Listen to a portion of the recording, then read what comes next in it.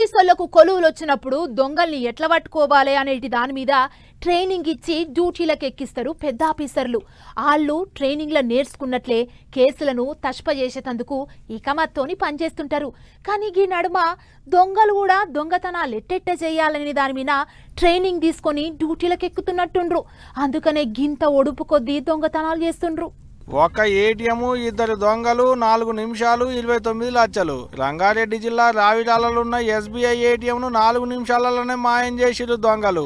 ఆగా చూడోలే ముందుగాల కారు వేసుకొని వచ్చిర్రు. అండ్లకించి ఒకడు దిగిండు. మీదికి చూసేటాళ్లకు బుడ్డ కెమెరా కనపడ్డట్టున్నది. వచ్చేటోళ్ళు పోయేటోళ్ళు గాని రాకుండా స్ప్రే కొట్టిండు. చిన్నగా లోపలికి పోయి ఇద్దరు అబ్బర కొడుకు ఏకంగా డ్రిల్ మిషన్లే పట్టుకొని వచ్చిరు కదా దొంగతనానికి.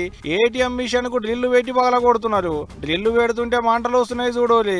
ఆగో ఏటీఎం లోపల ఉన్న డబ్బుల పెట్టెను చెరువులోకి పట్టుకున్నారు. షటర్ కింది గుంజరు. డబ్బుల పెట్టెను ఎత్తుకొని అవతల పడ్డారు. 4 నిమిషాలలోనే ఏటీఎం ను లూటీ చేసి ఇట్లా బద్మాష్ గాన్లు.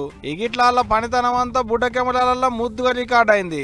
ఏటీఎం లోపలికి పోయేటప్పుడున్న బుడ్డ కెమెరాకు కాన్ రాకుండా స్ప్రే కొట్టిన వాళ్ళకు లోపల కూడా కెమెరాలు ఉంటాయి అనేది ముచ్చట ఎలకలేకపోయి ఉండొచ్చునో, లేకుంటే పని మీద ఉన్న కాయిస్తోని మనల్ని ఎవరేం చేస్తారులే అనుకున్నారో మరి. ఇగిట్లా ఈ ముచ్చటంతా బయటపడేటాళ్లకు ఆదిపట్ల పోలీసు వాళ్ళు కేసు రాసుకొని బుడ్డ కెమెరాలలో రికార్డ్ అయిన దాన్ని బట్టి వాళ్ళను పట్టుకునేటి పనిలో పడ్డారు. మరి చూడాలి ఇక వాళ్ళని ఎట్ట పట్టుకుంటారు, ఎప్పుడు పట్టుకుంటారు ఏంది అనేది. గాని అబ్బోగి దొంగలెవలో గాని మంచి చేయి తిరిగిన దొంగలే ఉన్నట్టున్నారు. పోండ్రి 4 నిమిషాలలోనే వచ్చిన పని కథం పెట్టిరంటే చిన్న ముచ్చట్నా మరి.